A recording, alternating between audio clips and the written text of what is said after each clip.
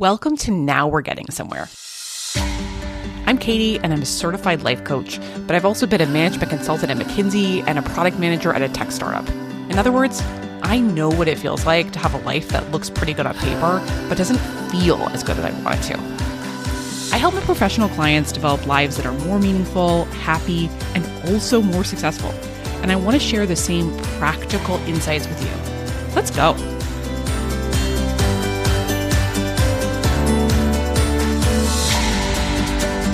Hello, everybody. I hope you are having a great day. As I'm recording this, we are on, I think day 4 or so of a lot of rain in Los Angeles, which both is just always needed in LA and also is really cozy. And we don't get a lot of cozy weather. So I'm wearing this sweater that I got from my grandfather after he passed, and is like cashmere and is way too big for me, and it feels so cozy, and I'm just hoping you're having a cozy sort of pre-winter season.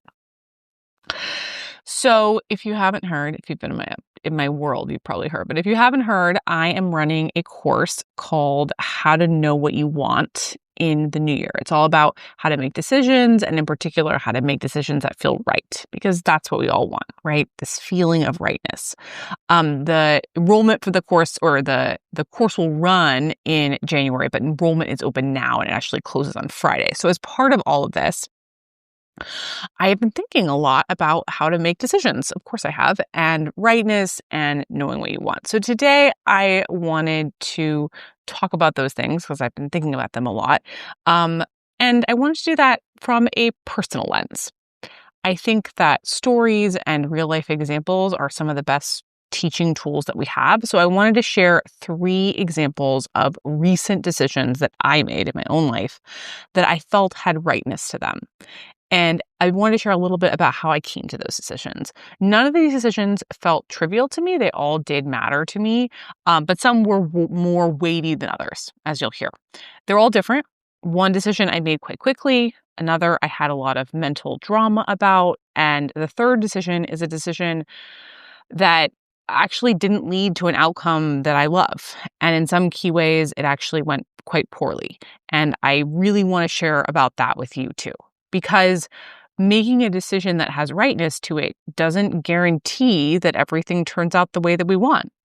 So I want to be authentic and vulnerable and share some of my takeaways from that too. I'll be referencing some tools and models that I teach in my upcoming course, but I also think that this podcast is relevant to you whether or not you join us. So let's go. So my first decision of the 3 that I'll share about was a recent decision to cancel an IEP meeting. IEPs, if you've never heard of that term, stand for Individualized Education Program. And they're basically the process by which parents and the school district kind of formalize the kinds of support that students will receive if those students need support, which is, outside of what a standard student might receive. So one of my sons has an IEP, and without going into a ton of details, I heard and saw some things at the beginning of this school year as we entered his new school that had me very concerned. I was literally one night, up in the middle of the night, just wondering if I was going to have to hire a lawyer. It was that level of concern. And I did a bunch of things to try to address that. I talked to the principal. I wrote some sternly worded emails. I was coordinating with some other parents. I scheduled an observation of his classroom because they don't let you just go in. You have to schedule this very sort of formal observation. And then I also scheduled an IEP meeting, which is when you ask kind of the key stakeholders, like his teacher, the principal, some other folks who, like his therapists and stuff, to come in and discuss, various issues related to his IEP. And I happened to do my observation of his classroom in the morning when there was going to be an IEP meeting in the afternoon. This detail seems random, but is relevant in a moment. And the principal of my kid's school came with me. You literally have to be supervised, like I said, by someone for these observations. So the principal came with me, and then I talked to the principal for a while after. And honestly, the good news is that between my formal observation of the classroom and then the conversation with the principal, I actually was pretty happy to realize that a lot of the concerns that had me very worried at the beginning of the year had been to a significant extent improved. A bunch of changes had been made or were in progress, which did really address my concerns in a very positive way. And I had the thought sitting in the principal's office talking to her, honestly, do I even need this IEP meeting? And this may seem like a small point, but it's actually kind of a pain to even get an IEP meeting scheduled. And that's not a criticism of them. It's just like a lot of coordination with a lot of different people. So if you cancel it, you really can't reschedule it for tomorrow. So it took me like a month to get this first one. So it's a meaningful decision to cancel this thing that took a lot of effort to schedule. But also, it was going to be some time from a bunch of different stakeholders. And I knew that if I didn't cancel it kind of right then, like sitting there, the meeting was only in a few hours. And I was afraid they wouldn't get my email. I wouldn't be able to coordinate. So I felt like if I didn't cancel it then, it probably would end up happening. And I didn't want to waste everyone's time. So in that moment, kind of sitting in the principal's office at my son's elementary school, I did a thing which I'm actually going to talk about in week 2 of my course, which I call like a compass check-in. And I got such an embodied sense of, cancel it. And also like sort of a simultaneous, like, no, this is not needed. I talk a lot about yes and no, and I'm going to talk about a lot about that in my course as sort of just like a very, an easy kind of handhold into sort of knowing on an embodied level. It honestly kind of surprised me because I'm often kind of conservative about these kinds of things. Like I'll say to myself, oh no, let's just have the meeting anyway. It was such a pain to schedule it. I'd been so concerned about this whole thing. But having this really gut and chest sensation of, I don't need this anymore. I don't need it. It's a no to the meeting. It's a yes to canceling. It felt really clean. And I felt like I could go ahead and let it go. So I did. And it felt like that decision had a lot of rightness in it to me. And as things have unfolded, it was totally fine and the right decision. But I wanted to start with this example because in that moment when it happened, I was so glad to have this toolkit to very quickly come to a decision and not overthink it and feel that there was sort of like it wasn't just a thought, there was sort of a grounded, embodied sense of rightness. And like I said, I will be teaching these techniques in week 2 of my course if that's something you want to learn too. So that's my first example and sort of this nice capacity to come to a decision quickly when needed. So the second example I want to talk about is something called is about the fall festival. And this is one of those decisions that, even as I was prepping this to share with all of you, it's just a decision that honestly sounds kind of dumb and maybe kind of trivial, but it also kind of started to eat away at me and caused me some genuine brain drama. And I think we all have decisions like that. They're not even that important, but they cause us drama. I think there's going to be a category of person who will join my course where they don't even have big decisions to make. They just have lots of little decisions that maybe aren't the hugest, but they eat away at them and they take up too much time and energy. So I want to talk about this too. So I'll give you my personal background on this. So 2 of these examples are parenting examples. The last one isn't. But this example, my kids are at this new school this year. They had this fall festival, which was on a Saturday. And something that has sort of unfortunately been true about my fall is that it's felt a little bit overly packed. I'm usually like very careful about my energy budget, but I just ended up having a bit more of an energetically expensive fall than I really anticipated. There's been a lot happening professionally, a lot happening with my kids. I'm coaching soccer. I'm the assistant coach for the soccer team of one of my kids. So a chunk of my Friday afternoons and Saturday mornings or afternoons is doing that. And in an ideal world, like I actually would have really loved to go to this fall festival. It's one of those things where there's like booths and activities and, at the elementary school. I wanted to meet more parents of kids in my son's classes. I was looking forward to just feeling more connected to this new community that I was a part of. All of that really matters to me. But as it stood, this very particular week, I felt just really totally fried from a really tiring week. And then I had to coach a soccer game in the morning for one of my sons, as I said.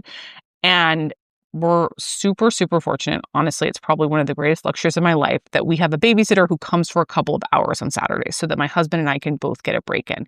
And having those extra few hours to do something for myself on a Saturday and rest and run an errand, it makes me so much more of a present and happy mom the whole rest of the weekend. And I already was going to lose some of that break time with soccer. Like the soccer game that I need to coach, it was during that time. And then if I went to the fall festival, there's no break at all. And I knew that my kids were definitely going to go to the fall festival. That wasn't a question. But also I knew that our babysitter could take them. That wasn't a problem. But I had a lot of mental drama about not taking them myself. I had thoughts like, oh man, I should take them so I can meet the other parents. And I had thoughts like, oh my gosh, I can't believe I let myself get so busy and so exhausted that now I don't even want to go. This is my fault. And ultimately, all my thoughts kind of boiled down to two things. Number one, I was afraid I was a bad mom for not taking my own kids to their fall festival. And then two, I was afraid that other parents might judge me for having a babysitter on the weekends. Like, I don't care about my kids. I'm not spending every moment of my weekend with them. And as a side note, isn't it so easy to see how other people's thoughts aren't serving them when it's not you? It's so easy. And still, I was stuck in my own drama. And I'm sure you listening to this have your own drama about some things that some other person might say, oh, don't worry about it about, but you're worried about it. So I knew what I wanted to do. That actually wasn't in question. Even though there were reasons that I actually would really have liked to have gone, ultimately, in this particular moment, on this particular weekend, I knew that I didn't want to go. That was what did have rightness to it for me. But there was so much mental drama about it.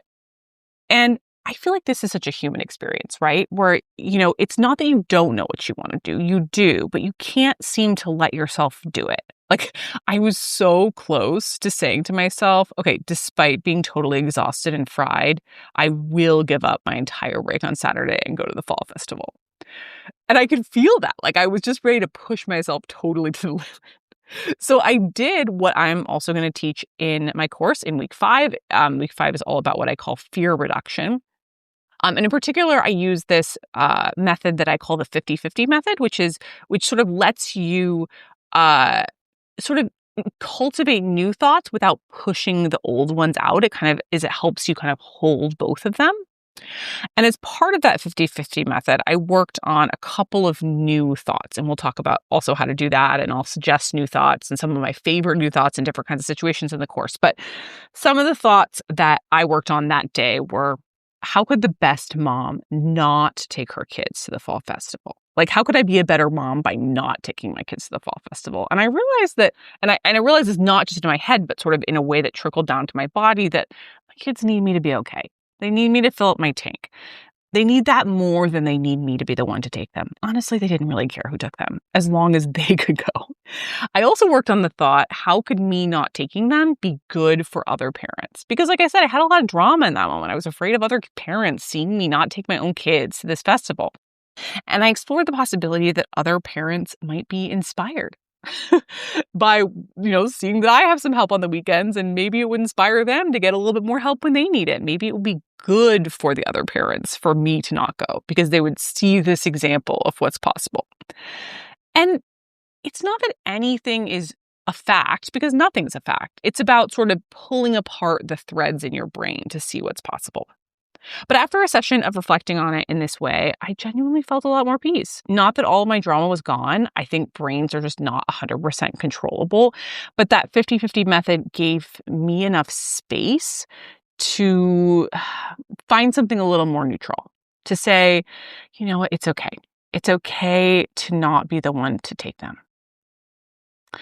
And that lands in me. That's the key, right? Because it's not just about knowing what you want, or there's a lot of layers to knowing what one wants. Like, I already knew I didn't want to go to the fall festival, that I did want to break, but I also had a lot of self-judgment and guilt and fear of being judged by others that wouldn't let me really step into wanting that and making it happen in the world. There's this way in which wanting is very multi-layered.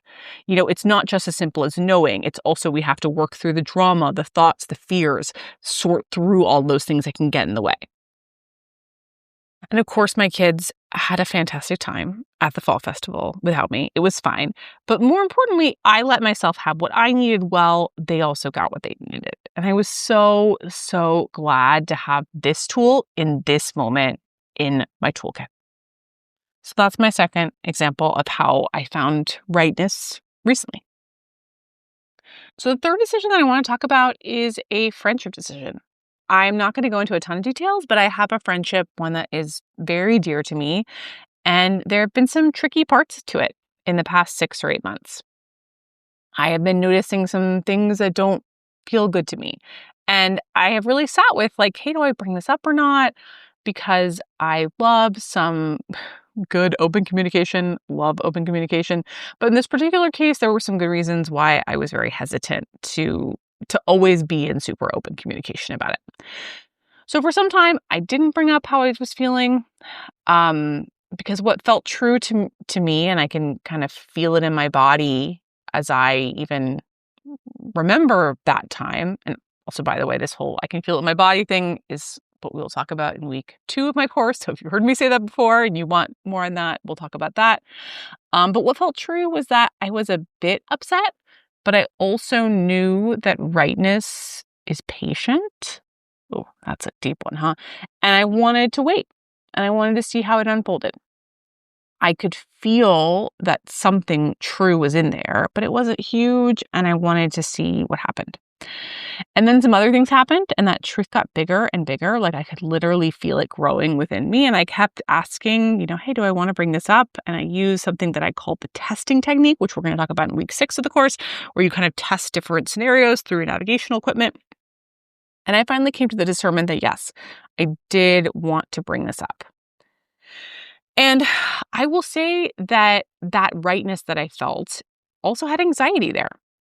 And I feel like that's really important to say because we can feel anxiety and also rightness. But we need the discernment to know when the anxiety is telling us no, like don't go there. And also when it's telling us I'm anxious, but it's still a yes. We're going to talk more about discernment in my course, and particularly this sort of discernment between like what to do with anxiety when it appears. But for me, it was a moment where anxiety was there, but it was still a yes. Like I was anxious, but it was still right.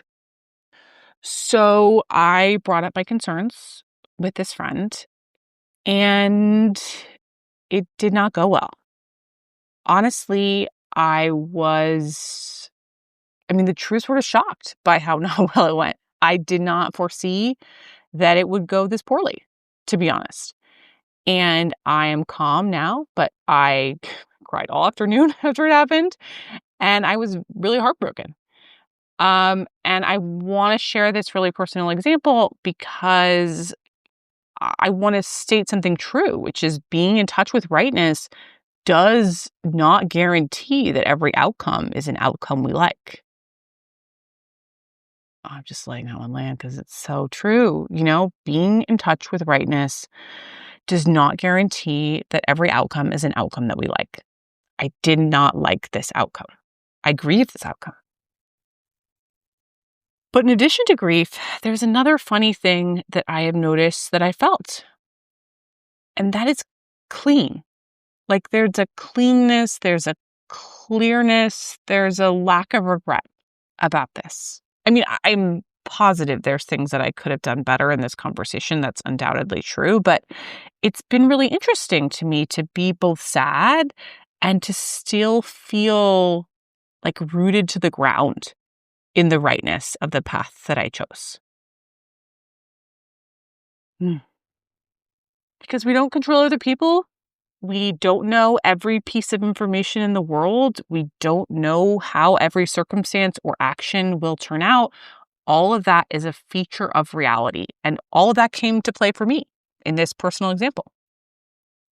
And in the days since, once I stopped crying, I was like, I am so glad that I picked a choice that had rightness for me because I can't control what happened. I grieve what happened. It's still unfolding, but it was a tough conversation. But all that I can control and all that I did control was that I took an action that had some rightness to it. I have done a bit of a post-mortem on the whole thing, which we'll also talk about in my How to Know What You Want course. And I do think that I learned some new things that weren't really knowable to me before, which of course is the nature of taking action. Sometimes you learn new things when you take action, but I still feel a solidness in what I did and what I said, given what I knew at the time. And I feel really grateful for that I have that solidness to hold on to. And I want that for you too.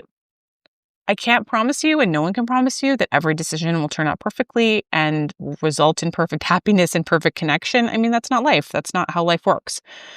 But what I can offer, and what I'm trying to offer in this How to Know What You Want course, is the ability to look back and even, and honestly, especially, to look back after decisions that don't go the way you intend and think, you know what? I made a choice that had rightness for me. I liked my reasons given what I knew then. There is a groundedness to that, to being able to stand by your own decisions, whether they turn out well. And obviously, I do think that as you get better at knowing what you want, they will turn out more often well. But also, even if they don't turn out the way you intend. And I'll say again, and I feel it in me as I say this, but like I think that the times when we really, really want to know that our decision had rightness to them the most is actually when they don't turn out how we intend. Like, even if things go sideways, because none of us 100% control what happens to us, at least we know that we really, really chose a path that was right for us, given what we knew at the time. I'm glad that I was able to give myself that. And I'd love to help you have that too, that strength and clarity and having your own backness about your own decision-making process, even in a tough moment. And team, that is the end of this podcast. I hope it was helpful. If these kinds of topics, finding rightness, making decisions on topics that are high stakes and important, or maybe just finding rightness and making decisions on topics that maybe aren't high stakes but are just gnawing at you, if all of this speaks to you, I would love to have you join me and a bunch of other really wonderful folks in my How to Know What You Want course. The course is 8 weeks long. I'm sharing everything I know about how to get in touch with what you want, how to turn down all the overthinking and anxiety, how to identify options, filter through to a decision, and a lot more. It's actionable, it's doable, it does not take a ton of time, and I'm confident that you will have genuinely new insight about any decision in your life. I'm running the course live in January, and signups are open now. If you're listening to this, within a few days of posting, and they close Friday, November 21st. So that's this Friday. If you haven't signed up yet, please go to katieseaver.com/course to sign up. If you're listening to this later, there will be other enrollment periods. I'm not sure exactly when yet, but if you want to join at some point in the future, you will be able to. You can also go to katieseaver.com to get more information. But if you're listening to this in real time, I would really recommend joining us now. You can take advantage of the early bird pricing. It's a solid amount cheaper. You can either join us live, which I think is great, or if you don't have time or don't have the inclination, you can listen to the recordings whenever you're ready. You have unlimited access. You can just do it whenever. Yeah, I would genuinely love to have you join us. And I think it would be supportive to many, many folks listening to this. And as always, I'm rooting for you. You got this. If you really want to change in a meaningful, lasting way, that's when you need a life coach. Every client I've worked with has had incredibly personalized reasons why they're in the tired or anxious or stuck or uninspired state they're in. Working with me can help you identify those roadblocks, which are usually blind spots that you genuinely cannot see, and implement a profoundly customized, doable plan for overcoming them. I have a very small, high-end, one-on-one coaching practice. If you'd like to be my next client, reach out at katieseaver.com. I'd love to meet you.